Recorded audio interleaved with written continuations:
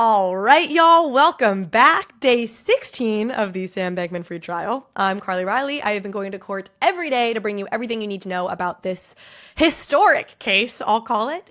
And y'all, today was the last day we're going to get evidence. These cases are done, with the exception of closing arguments, which we'll get tomorrow. So this is it. We know everything we are ever going to know in this particular court case, and I can't wait to tell you about today. It was a shorter day in court, so it's going to be a slightly shorter video, but still packed with some nuggets, let's call them, because Sam never fails to deliver some nuggets. So let's dive into what we found out today, and I'll talk to you a little bit at the end about why it was a shorter day and where we go from here. Y'all know the phrase, not your keys, not your crypto. Well, in a world where too many people have had to learn that the hard way, Overpriced JPEGs is proud to partner with Ledger, the world leader in critical digital asset security. Ledger's Nano S Plus and Nano X hardware wallets, paired with the Ledger Live app, Ledger's own software for setting up your Nano device and managing your crypto assets, is the easiest way to start your crypto journey while maintaining full control of your digital assets. You can use all your favorite dApps with Ledger Live, accessing 15 plus Web3 apps, including 1inch, Paraswap, Lido, and Zerion. So you can not only manage, but also grow your portfolio. And Ledger Live is available on mobile and desktop. Securing digital assets shouldn't be complicated. Ledger is as easy as it gets. Uncompromising security, effortless connectivity, full transparency, Ledger is your one-stop shop to trade and track crypto, grow your assets, and manage NFTs. Secure your future with Ledger. Visit shop.ledger.com today or check out the link in the show notes. All right, so we started today with continuing the cross-examination of Sam by prosecutor Danielle Sassoon, who is just a beast. She is so damn good. I think I said this in the video yesterday, but it's worth repeating. This woman's command of the facts of this case and everything Sam has ever said and every government exhibit that she may want to put up to show him why what he's saying now is wrong is just amazing. It is genuinely a joy to watch. And it is in such contrast to the defense, who, especially by comparison, come across just like bumbling and confused. And anyway, won't dive too much more into that, but we started today with Danielle Sassoon continuing to cross-examine Sam. She was doing an excellent job. He gave us more of the same, I would say. Like, he continued to be evasive. I don't know. I don't remember to everything she asked. One moment that really stood out that I thought was quite funny was she was trying to describe a scenario in which he was getting, he had gotten quite cozy with the Bahamian government, and she was painting a broader picture about how he wanted to give preferential treatment to people in the Bahamas and the Bahamian government after FTX collapsed because he thought they were going to allow Sam to stay in power of FTX, whatever, on and on, right? And so as part of this questioning, she was like, you know, you invited the Bahamian Prime Minister to a dinner that FTX threw at one of their conferences in the Bahamas, right? And of course, Sam's like, yeah, I don't remember. And then she's like, didn't you invite the Bahamian Prime Minister to a dinner with Bill Clinton and Tony Blair? And Sam's like, I don't recall. Like, I may have. And it's like, you don't recall a dinner with Bill Clinton and Tony Blair that you hosted? And if you invited the Bahamian Prime Minister to that? And then he specifically was like, you know, I don't recall. We did something with them. I don't know that it was a dinner. Or no, he was like, it's something like a dinner. And she said, was it a dinner? And he said, I don't remember if there was food. Which is like, again, this whole process took probably like 3 minutes, which is not that much in the scheme of things, but it was like, this could have taken 30 seconds at most, right? Like, you invited him to an event with Tony Blair and Bill Clinton. Safe to assume that if you're throwing an event with Tony Blair and Bill Clinton, like, somebody probably put food out, you know, maybe you weren't in charge of running the event, but somebody on your team probably thought it'd be a good idea to have food at this event with all these high profile people. In any case, that was just like, again, a classic Sam moment that just embodies the way that he answers everything where you're pulling teeth, even for stuff like that's benign. Yes, I understand that there's a bigger picture she's trying to paint of, oh, it's you were trying to get cozy with the Bahamian government in a way that was maybe shady, but frankly, it's not that shady. That you were trying to have a good relationship with the regulatory and government officials of the country in which you were domiciled. Like, that's just not that shady. You can just admit that you invited this man to this dinner. Anyway, just classic more of the same. Though I will say, and this is then my second point, is I do think his tone was better today than it was yesterday. I mean, he really started to just become like a petulant child on the stand yesterday. And you got a little bit less of that petulancy today. I heard somebody say it felt like he had deteriorated yesterday. So maybe coming in this morning, he was a little fresher. He was a little bit less frustrated. And I think that served him well because he seemed a little bit more likable, at least. I've said before, like, I'm probably more sympathetic than others to his semantic nature because I can be a little bit that way. And I do think that there were times where he wasn't answering a question straight forwardly because he felt like there was a semantic difference between what she was saying and what the reality was. And I understand that, though I don't think it matters in terms of the big picture of this case. And then the big thing that I really want to talk about, and even in some ways close on today, is how Sassoon closed. So the way Sassoon ended her cross-examination of Sam was to play a clip that we had heard previously in court of this infamous all-hands meeting that Caroline Ellison hosted. So Caroline, CEO of Alameda, held an all-hands in November of 2022 with all the Alameda employees, or most of them, when everything was blowing up, where she basically came clean about what had happened and that customer funds were used and that they didn't have enough money to repay the customer funds. And somebody secretly recorded that meeting. We now know it was somebody who had joined Alameda 3 days previously, which I don't know, I kind of get a kick out of that. Like, this poor employee joins, everything absolutely starts to implode. He ends up on some all-hand meeting and he's like, yeah, I'm recording this. Like, I'm not going down with y'all for whatever shady shit you've just gotten me roped into by being here, even though I joined 3 days ago. And Christian JP, who testified, he's the one who's heard in this particular clip that was played asking her, who knew about this? Who made these decisions? How many people are involved in this? And initially, Caroline demurs, doesn't really want to answer. You know, we got some testimony from her, and I think the implication, she didn't really want to have to implicate anybody with herself in this whole situation. But after some pushing, Caroline ultimately says, you know, Sam, Gary, and Ashad are the people that I spoke to about it. And we actually have that clip. So I'm just going to play this for you to hear so you can get a sense of this whole vibe, because I think it's really interesting. It's a minute long. It's worth hearing. Let's go to the tape. Who else was like aware of this? I mean, I'm guessing you and Sam certainly were. But like, I'm guessing it's probably very few people. I'm not even sure if I know exactly who was aware. I mean, I sort of feel like to some extent you could piece it together if you like looked at like Pointer or like looked at like some spreadsheets for a bit or something. So it was like sort of possible for a lot of people to be aware of it, but I guess that most people weren't. So I mean, like more like explicitly aware, as in like told like this is what we're doing. Like, in terms of like meetings that were had, I'm sure like this wasn't just a YOLO thing, right? Like, you know. Yeah, I mean, I guess I talked about it with like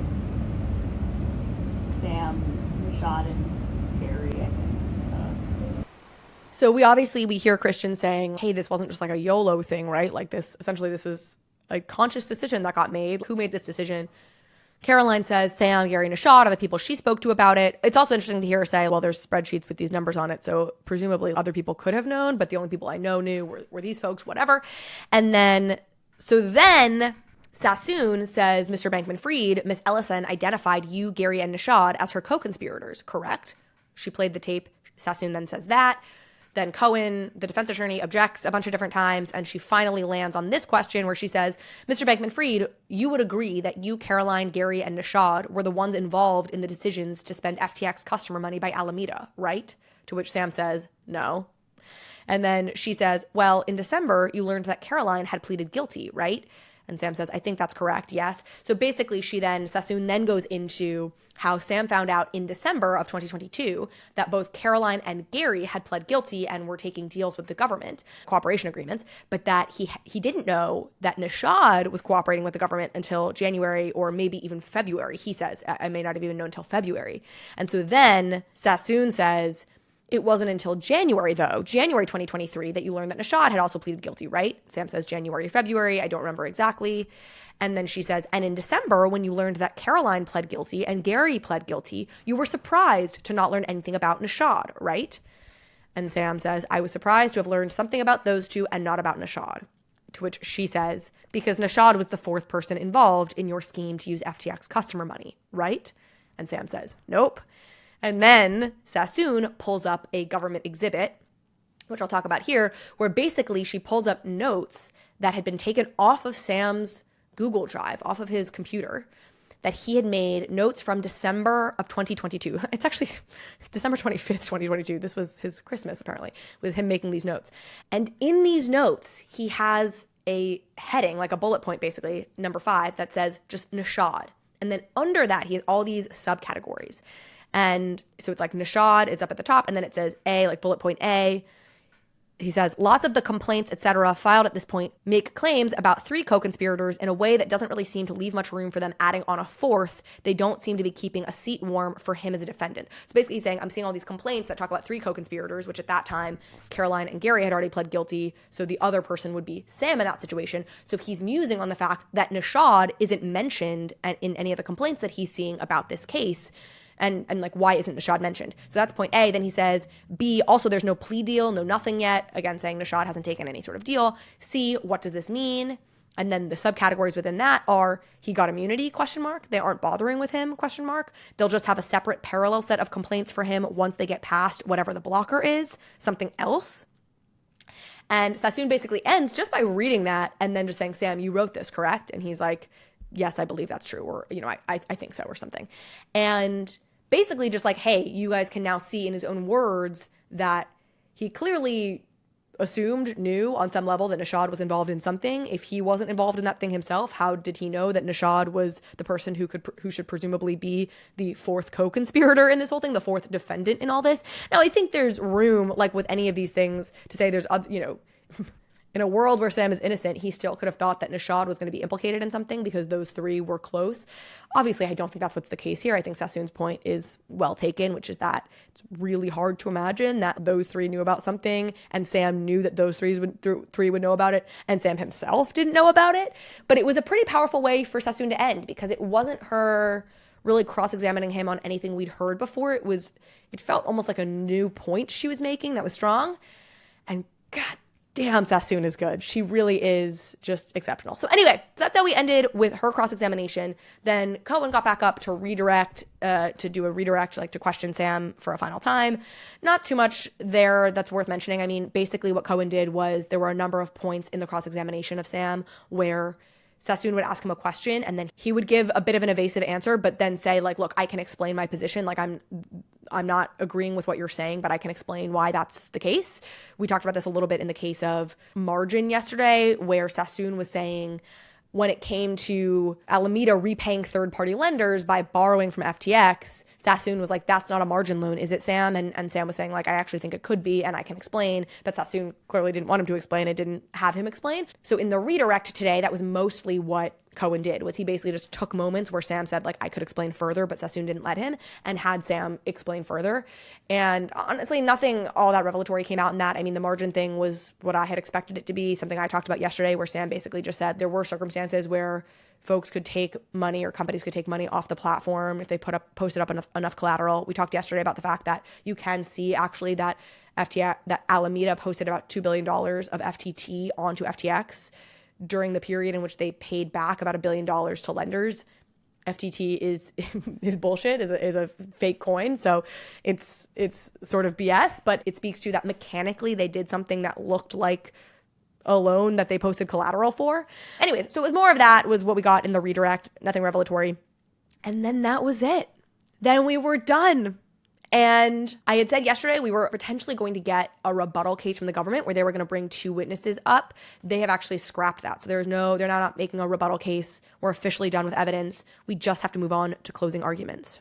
So my big takeaways from today, and as I reflect back on now all of the evidence we have heard, is the prosecution's story is fairly simple and Sam's story is not simple. I really do believe in innocent until proven guilty. I believe in reasonable doubt. If there's reasonable doubt, you don't convict. Like, I think our justice system is set up the way it is for a reason, and I believe it's important to honor that. So I have, at a variety of different points in this trial, really tried to look at things from Sam's perspective, understand Sam's version of events, and not just go in with a total bias.